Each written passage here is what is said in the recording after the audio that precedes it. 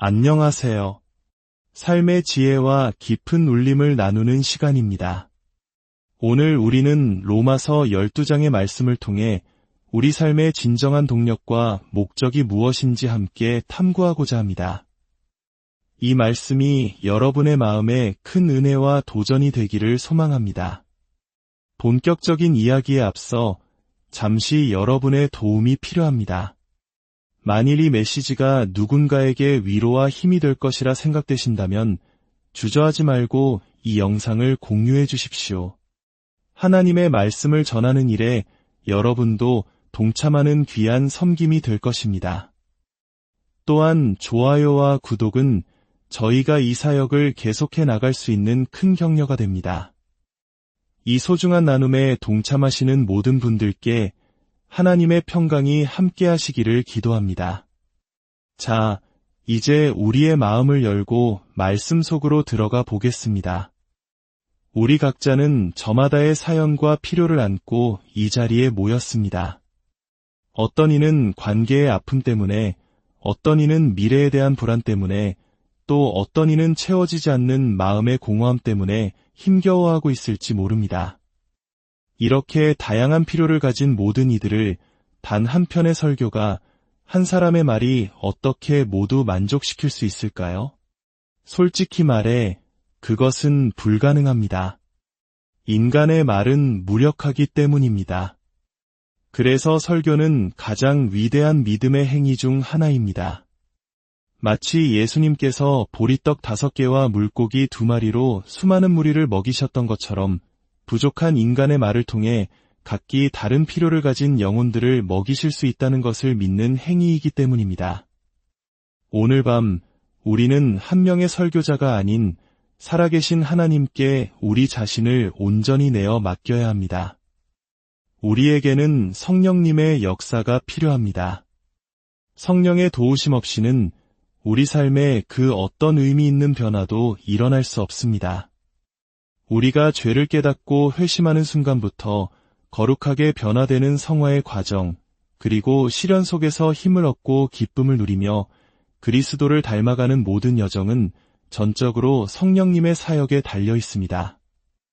이제 로마서 12장 1절과 2절 말씀을 함께 읽어보겠습니다. 그러므로 형제들아, 내가 하나님의 모든 자비하심으로 너희를 권하노니 너희 몸을 하나님이 기뻐하시는 거룩한 산제물로 드리라. 이는 너희가 드릴 영적 예배니라. 너희는 이 세대를 본받지 말고 오직 마음을 새롭게 함으로 변화를 받아 하나님의 선하시고 기뻐하시고 온전하신 뜻이 무엇인지 분별하도록 하라. 잠시 함께 기도하겠습니다. 하나님 아버지, 당신을 찬양하며 경배합니다. 이 시간 우리의 마음을 주님께로 향합니다. 주님, 그리스도의 이름과 우리를 향한 그 크신 사랑에 의지하여 구하오니 당신의 백성들을 위로하여 주시옵소서. 진리의 말씀을 통해 각 심령에 말씀하여 주시고 오직 성령의 능력으로만 가능한 놀라운 일을 행하여 주시옵소서. 우리를 강하게 하시고 변화시키시며 굳건히 세워주시고 온전케 하여 주시옵소서. 당신의 아들 예수 그리스도를 위한 거룩한 백성으로 빚어주시옵소서. 예수님의 이름으로 기도합니다. 아멘. 그러므로 형제들아, 내가 하나님의 모든 자비하심으로 너희를 권하노니. 사도 바울은 로마의 성도들에게 그리고 오늘 우리에게 무언가를 간절히 권면하고 있습니다. 이것은 단순히 지식을 습득하거나 교리를 모으는 차원의 문제가 아닙니다. 올바른 옷을 입고 올바른 말을 하고 올바른 사람과 결혼하고 올바르게 행동하는 것, 그 이상의 문제입니다. 훨씬 더 깊고 훨씬 더 큰 대가를 요구하는 것입니다. 바울은 지금 애원하고 있습니다. 저는 단순히 정보를 전달하는 데 그치는 설교에는 별 관심이 없습니다. 정보의 목적은 변화이며 그 변화를 통해 하나님께 영광을 돌리는 것입니다. 그러기 위해서는 간절한 권면이 필요합니다. 영국의 위대한 목회자였던 피터 마스터스 목사님은 이렇게 말했습니다. 만일 당신이 복음을 전하면서도 사람들이 그에 반응하도록 애원하지 않는다면 당신은 복음을 제대로 전한 것이 아니다. 바울은 로마서의 전반부에서 위대한 복음의 진리를 설명한 후 이제 그 진리에 합당하게 반응하라고 간절히 촉구하는 지점에 이르렀습니다. 그리고 2000년이 지난 오늘 기록된 말씀을 통해 성령님을 통해 그리고 부족한 전달자를 통해 우리에게도 동일하게 말씀하고 계십니다. 단순히 듣고 이해하는 데서 그치지 말고 자리에서 일어나 중요한 결단을 내리고 그 위에 굳건히 서라고 말입니다.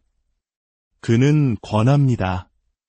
너희 몸을 거룩한 산제물로 드리라. 우리의 몸, 우리 존재의 모든 부분을 드리라고 합니다. 어쩌면 마음이나 생각을 드리라고 말할 것이라 예상했을지도 모릅니다. 하지만 고대 히브리인들의 사고방식에서 몸과 마음은 분리된 것이 아니었습니다. 마음은 우리 존재의 모든 부분을 통제하는 사령부와 같았습니다. 하나님께서 우리의 마음을 얻으시면 우리의 몸도 얻으십니다. 반대로 우리가 몸을 드린다는 것은 그분께서 우리의 마음을 소유하셨다는 증거입니다.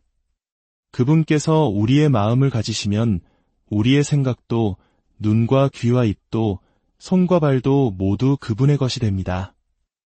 우리의 모든 지체는 그리스도의 인격과 사역에 합당하게 반응하려는 거룩하고 이대한 열정으로 움직이게 될 것입니다.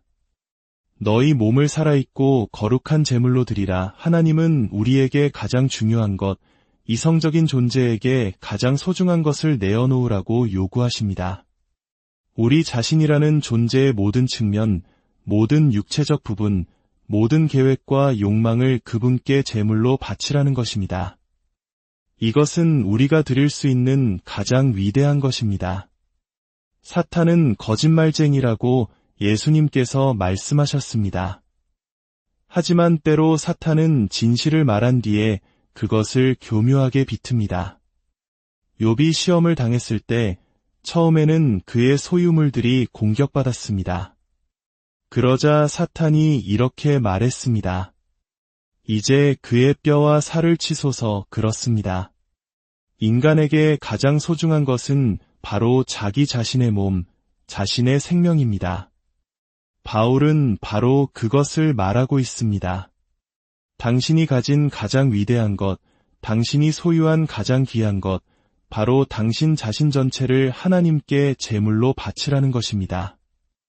이것은 예수님께서 내 마음과 목숨과 뜻과 힘을 다하여 주 너의 하나님을 사랑하라고 하신 가장 큰 계명과 다르지 않습니다. 이 말씀은 인간의 정신을 여러 조각으로 나누려는 의도가 아닙니다. 이것은 매우 히브리적인 표현 방식으로 비슷한 의미의 단어들을 쌓아 올림으로써 우리가 가진 모든 것으로 하나님을 사랑해야 함을 강조하는 것입니다. 만일 당신이 그리스도를 믿는다면 당신의 모든 것은 그분의 소유이며 모든 것은 거룩합니다. 육체적인 것이든 생각이든 찰나의 순간이든 모든 것이 하나님께 속해 있습니다. 그리고 우리는 그것을 그분께 드려야 합니다. 하지만 잠시 다른 관점에서 생각해 봅시다. 여러분은 젊고 강합니다. 하지만 곧 늙고 약해질 것입니다. 많은 재능을 가졌을지 모르지만 죽음이 그것을 빼앗아 갈 것입니다. 이 땅에서 많은 자원을 누릴지라도 죽음은 결국 모든 것을 앗아갑니다. 우리는 어차피 우리의 삶을 잃게 될 것입니다. 문제는 이것입니다. 당신은 가치 있는 무언가를 위해 삶을 잃고 있습니까? 당신은 어차피 당신의 삶을 무언가를 위해 희생하게 될 것입니다. 하지만 그것이 고귀한 것입니까? 이성적인 존재는 항상 가장 높은 동기에 의해 움직인다고 합니다. 당신은 고귀한 동기에 의해 움직이고 있습니까? 아니면 덧없고 일시적이며 지나가 버리고 결코 붙잡을 수 없는 것들을 위해 당신의 삶을 바치고 있습니까? 아무것도 위해 살지 않는 것조차 그 아무것도 아님에 자신을 제물로 바치는 것과 같습니다. 하지만 당신이 그리스도를 안다면 당신의 삶을 그분께 드리도록 부름받았습니다. 자, 이제 중요한 질문이 나옵니다. 우리에게는 동기가 필요합니다. 우리를 움직일 엔진이 필요합니다. 아마 이 자리에 있는 신자라면 누구나 이렇게 말할 것입니다. 네, 제 삶을 그리스도께 드려야 한다는 것을 압니다. 어떻게 드려야 하는지도 어느 정도는 압니다. 하지만 그게 제 문제가 아닙니다. 문제는 제가 하고자 하는 것을 할 능력이 없는 것 같습니다. 동기가 부족하고 의지력이 약하고 실행할 힘이 없습니다. 바로 여기에 바울은 그 힘의 원천이 무엇인지 알려줍니다. 하나님의 모든 자비하심을 힘입어 너희 몸을 드리라고 말입니다. 이것이 바로 핵심입니다. 제가 역사 속에서 연구했던 모든 위대한 신앙의 인물들에게서 발견한 공통점이 바로 이것이었습니다. 그들은 평범한 무리와 구별되는 특별한 동력을 가지고 있었습니다. 지난 2000년의 기독교 역사를 돌아보며 수많은 위인들의 전기를 읽어보면 그들의 성격, 교단, 심지어 어떤 교리적 차이점까지 발견할 수 있습니다. 하지만 그들의 삶을 깊이 들여다보면 공통점이 있습니다. 그 중에서도 가장 중요한 것은 그들 모두가 하나님의 자비하심에 의해 움직였다는 사실입니다. 하나님의 자비하심이란 무엇일까요? 먼저 성경은 단수인 자비가 아니라 복수인 자비들이라고 말합니다. 이것은 매우 중요합니다.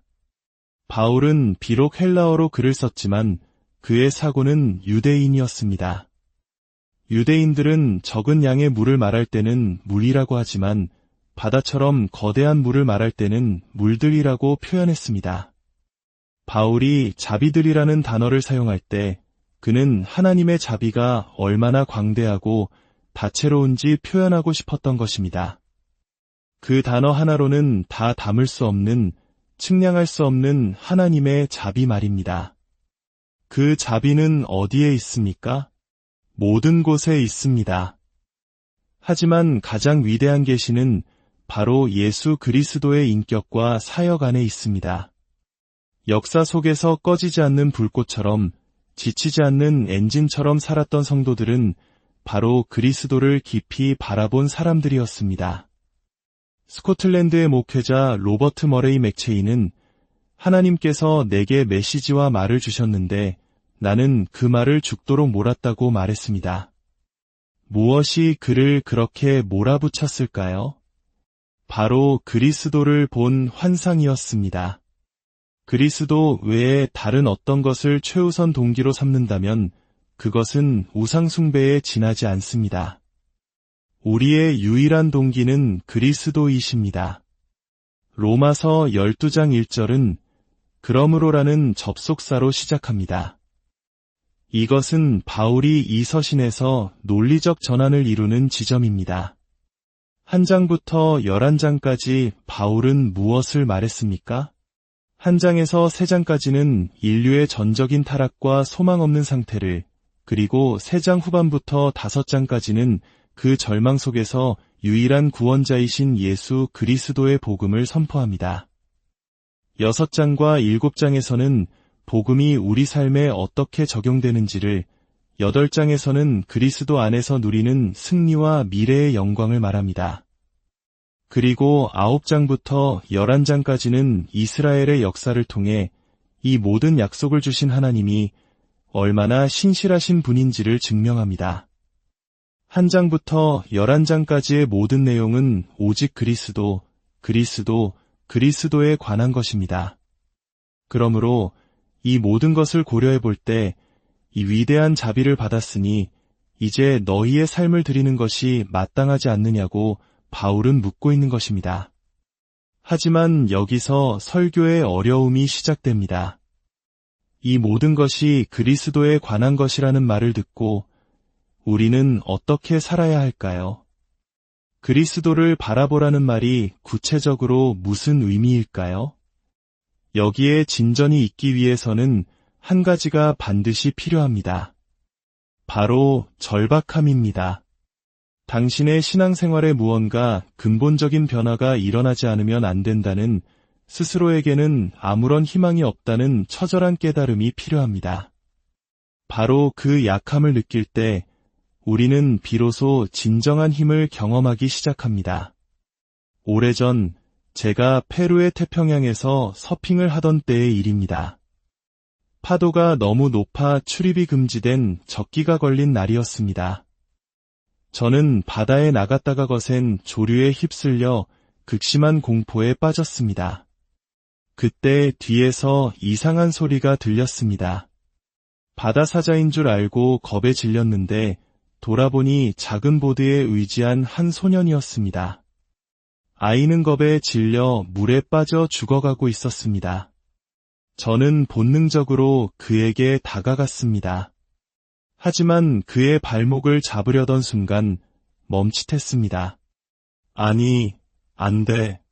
저 아이가 나를 붙잡으면 나까지 죽을 거야. 당시 제 몸무게는 100kg이 넘었고 소녀는 60kg도 채 안 되어 보였습니다. 하지만 저는 그가 저를 물속으로 끌고 들어갈 것이라는 공포를 느꼈습니다. 저는 다른 서퍼들에게 소리쳐 도움을 요청했고 67명의 건장한 청년들이 30분 넘게 사투를 벌인 끝에 겨우 그를 구해냈습니다. 어떻게 된 일일까요? 자기 몸의 2배 가까이 되는 저를 포함해 여러 명의 건장한 남자들을 익사시킬 뻔한 힘이 그 작은 소년에게서 어떻게 나왔을까요? 그것은 의지력이나 훈련의 결과가 아니었습니다. 오직 필요가 그를 그렇게 만들었습니다. 그는 누군가를 붙잡지 않으면 죽는다는 것을 알았습니다. 변화가 없으면 끝장이라는 것을 알았습니다. 그를 움직인 것은 강함이 아니라 절박함과 두려움과 약함이었습니다. 이것이 바로 제가 역사 속 모든 위대한 하나님의 사람들에게서 발견한 것입니다. 다른 모든 이들이 멈추었을 때에도 그들이 계속 나아갈 수 있었던 것은 그들의 강함 때문이 아니었습니다. 거울을 보며 내게 그리스도가 없으면 나는 죽는다. 혹은 그리스도를 더 깊이 알지 못하면 내 삶은 죽음보다 더한 단조로움 속에 갇히고 말 것이다. 라는 절박한 깨달음 때문이었습니다. 모든 것이 실패했다고 느꼈을 때 그들은 예수님을 찾아 나섰습니다. 율법이나 어떤 윤리적인 삶의 방식이 아니라 살아계신 인격이신 그분을 찾아 나섰습니다. 내가 주님을 보아야 합니다. 내게는 그리스도에 대한 더 위대한 환상이 필요합니다. 이것이 바로 로마서에서 바울이 하고 있는 일입니다. 그는 하나님께서 그리스도 안에서 우리를 위해 행하신 모든 일을 펼쳐보인 뒤 이렇게 묻는 것입니다. 자, 이 놀라운 자비를 보았는가? 그런데 어떻게 그분을 위해 당신의 삶을 희생 제물로 드리지 않을 수 있겠는가? 데살로니가전서 1장 9절에는 놀라운 말씀이 있습니다. 너희가 어떻게 우상을 버리고 하나님께로 돌아와서 살아계시고 참되신 하나님을 섬기는가? 여기서 헬라어 원문의 어수는 매우 중요합니다. 바울은 우상을 버리고 하나님께로 돌아왔다고 말하지 않고 하나님께로 돌아와서 우상을 버렸다고 말합니다.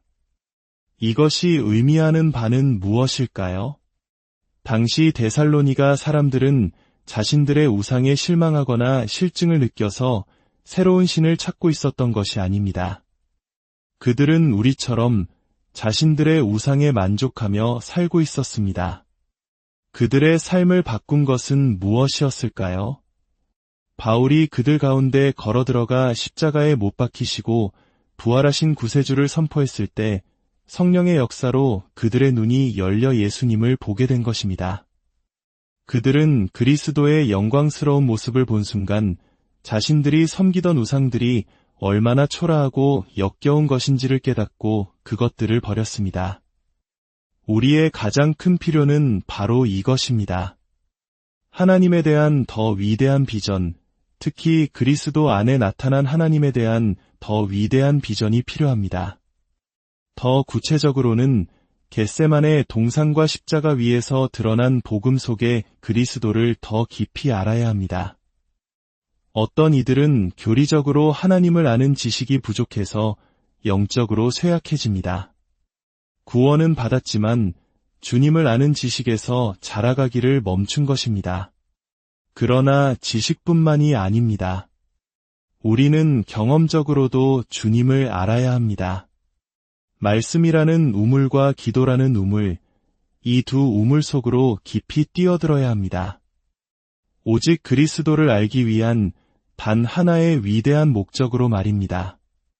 그리스도인으로서 할 수 있는 최악의 말 중 하나가 이것입니다. 하나님께서 무슨 일을 하고 계신지 도무지 모르겠어서 너무 걱정되고 혼란스러워요. 그 순간 당신은 하나님을 모독하는 경계선에 서 있는 것입니다. 또한 당신이 하나님을 얼마나 모르는지를 드러내는 것입니다. 다니엘서 11장 32절은 이렇게 말합니다. 오직 자기의 하나님을 아는 백성은 강하여 용맹을 떨치리라. 여기서 하나님께서 앞으로 하실 일을 아는 백성이 강하다고 말하지 않습니다.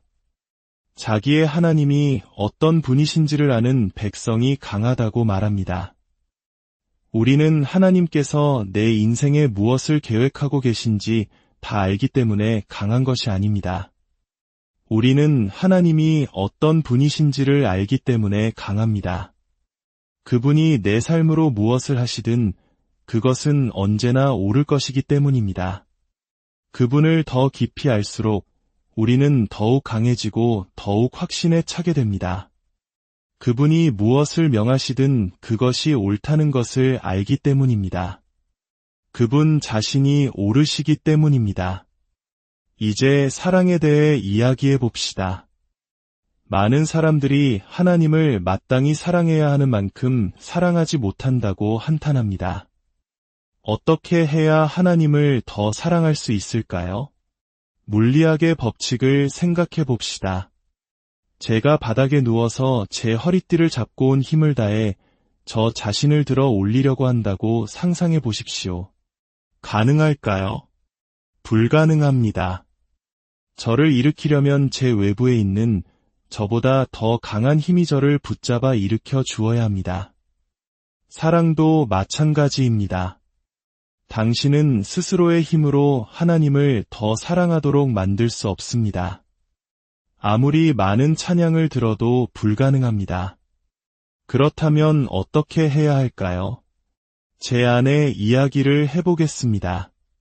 저는 거의 30년 전에 결혼했습니다. 지금의 저는 아내가 결혼했던 그 젊은 남자가 아닙니다. 우리는 더 늙고 더 느려졌습니다. 하지만 저는 25년 전보다 지금 아내를 더 사랑합니다. 이 말을 들으면 여러분은 아마 제가 참 멋진 남편이라고 생각할지도 모릅니다. 하지만 틀렸습니다. 제 아내가 비범하게 훌륭한 사람이기 때문입니다. 그녀의 덕과 아름다움, 경건함이 돌멩이 같은 제 마음에서도 사랑의 감정을 이끌어내는 것입니다. 마찬가지로 하나님을 뜨겁게 사랑하는 사람을 볼 때 우리는 그 사람이 대단하다고 생각합니다. 하지만 다시 한번 우리는 틀렸습니다. 그들이 섬기는 하나님이 비범하게 위대하시고 아름다우시기 때문입니다. 그 하나님의 아름다움과 덕과 경이로움이 그들의 마음에서 사랑을 이끌어내는 것입니다. 그렇다면 그들과 우리의 차이는 무엇일까요? 그들은 우리보다 그분을 더 많이, 더 깊이 보았다는 것입니다. 왜일까요? 그들은 절박했기 때문입니다. 그들은 오직 그리스도만이 생명의 근원이심을 알았기 때문입니다. 이제 다시 재물에 대한 이야기로 돌아가 봅시다. 바울은 산재물을 드리라고 말합니다. 이것은 죽은 재물이 제단 위에 가만히 있는 것과 달리 살아있는 재물은 제단에서 기어 내려오려고 한다는 뜻이 아닙니다. 여기서 핵심은 이것이 단순히 올바른 지식의 문제가 아니라 우리를 구원하시고 거듭나게 하시는 성령의 살아있는 역사라는 것입니다. 그리스도인의 삶은 성령님과의 지속적인 관계 속에서만 가능합니다. 많은 이들이 기도를 오해합니다. 기도는 단순히 필요한 것을 간구하는 것, 즉 중보기도 이상입니다. 물론 중보기도는 치열한 영적 전투이며 반드시 필요합니다. 하지만 기도에 그것만 있다면 우리는 곧 지치고 말 것입니다. 우리에게는 신발을 벗는 기도가 필요합니다. 하나님과의 깊은 교제, 그분의 얼굴을 구하는 기도 말입니다. 성령의 능력과 생명이 우리 삶에 더욱 충만하게 나타나기를 끊임없이 부르짖어야 합니다. 우리의 삶을 거룩한 제물로 드려야 합니다. 거룩함이란 무엇일까요? 거룩함의 뿌리에는 자르다, 구별하다는 의미가 있습니다. 하나님이 거룩하시다는 것은 단지 그분이 죄가 없으시다는 도덕적 의미를 넘어서는 것입니다. 근본적으로 그것은 하나님이 우리와는 전혀 다른 완전히 구별된 범주에 속하신다는 뜻입니다. 그분은 피조물보다 조금 더 크신 분이 아니라 무한히 높은 차원에 홀로 존재하시는 분입니다. 하나님의 사랑은 그분의 거룩함과 연결되어 있습니다. 이성적인 존재이신 하나님은 자신의 무한한 가치와 존귀함을 아십니다. 따라서 그분은 모든 것 위에 자기 자신을 사랑하시는 것이 마땅합니다. 만일 그렇지 않다면 그것은 비이성적일 것입니다. 그렇다면 우리가 거룩해진다는 것은 무슨 의미일까요? 그것은 단순히 규칙을 지키는 것이 아닙니다. 우리가 거룩해진다는 것은 하나님의 그 관점을 공유하게 된다는 뜻입니다. 하나님이 모든 범주를 초월하여 무한히 존귀하시며 모든 사랑과 존경과 희생을 받기에 합당하신 유일한 분임을 우리도 인정하는 것입니다. 이것을 깨달을 때 우리의 삶 전체를 그분께 제물로 드리는 것은 더 이상 부담스러운 의무가 아니라 가장 합리적이고 마땅한 예배가 됩니다. 이 세상의 그 어떤 것도 우리의 삶 전체를 바칠 만큼 가치 있지 않습니다. 오직 하나님, 오직 그리스도만이 그럴 가치가 있습니다. 사랑하는 젊은이 여러분, 이 문을 나설 때 잠시 타올랐다가 금방 식어버리는 장난감 병정처럼 되지 마십시오. 대신 그분의 얼굴을 구하기로 결단하며 나아가십시오. 이것은 하룻밤에 끝나는 감정의 불꽃이 아니라 평생에 걸친 여정의 시작입니다. 그리스도를 알아가는 것은 힘겹고 긴 여정일 수 있습니다. 하지만 그리스도에 대한 새로운 비전을 얻을 때마다 우리는 더 큰 힘과 더 많은 연료, 더 큰 갈망을 얻게 될 것입니다. 진정한 열정은 그리스도를 보는 비전에서 나옵니다.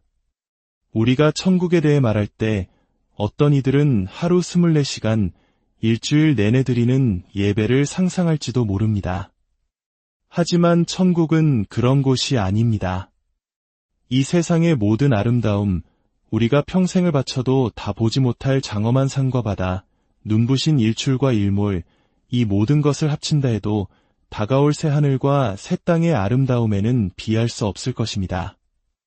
만일 피조물이 이토록 아름답다면 그 모든 것을 지으신 창조주, 그리스도에게서 발산되는 영광과 아름다움은 얼마나 더 대단하겠습니까? 그리스도께로 더 깊이 들어갈수록 그분은 더 위대해지고 그 아름다움과 기쁨은 더욱 커질 것입니다. 영원한 생명이란 하나님과 그 아들 예수 그리스도를 아는 것입니다. 우리가 회심한 순간 그 영원한 생명, 즉 하나님을 알아가는 여정은 이미 시작되었습니다. 이제 경주마처럼 눈가리개를 하고 오직 그리스도를 향해 달려가십시오. 말씀 속에서 그분을 연구하고 믿음의 선배들을 통해 배우며 무엇보다 기도하십시오. 기도는 때로 단단한 청동 천장처럼 느껴질 수 있습니다. 하지만 포기하지 않고 계속 두드릴 때 그 천장을 뚫고 나가는 순간이 있습니다. 저 세상이 이 세상보다 더 실제적으로 느껴지는 순간 말입니다. 기도는 당신의 마음을 부서뜨릴 만큼 아름다우신 그분을 만나는 시간입니다. 한 늙은 설교가는 언제까지 기도해야 합니까? 라는 질문에 이렇게 대답했다고 합니다. 기도할 수 있을 때까지 기도하게, 그리고 기도를 마칠 때까지 기도하게 무릎을 꿇고 부르짖으십시오. 주님, 제게 평안을 주지 마십시오. 대신 제게 그리스도를 보여주시옵소서. 함께 기도하겠습니다. 하나님 아버지, 저희를 도와주시옵소서. 저희는 너무나 작고 연약합니다. 주님의 섭리 안에서 여기 모인 젊은이들이 그리스도를 찾아 나서는 여정을 시작하게 하여 주시옵소서. 그들의 길에 경건한 믿음의 사람들과 좋은 책들을 만나게 하시고 무엇보다 당신의 아들을 알고자 하는 거룩한 갈망을 그들 마음에 창조하여 주시옵소서. 오 하나님, 시온에 풍성한 부유함이 있음에도 당신의 백성들이 너무나 가난하게 살아가고 있습니다. 우리를 불쌍히 여겨주시고 채워주시옵소서. 예수 그리스도의 이름으로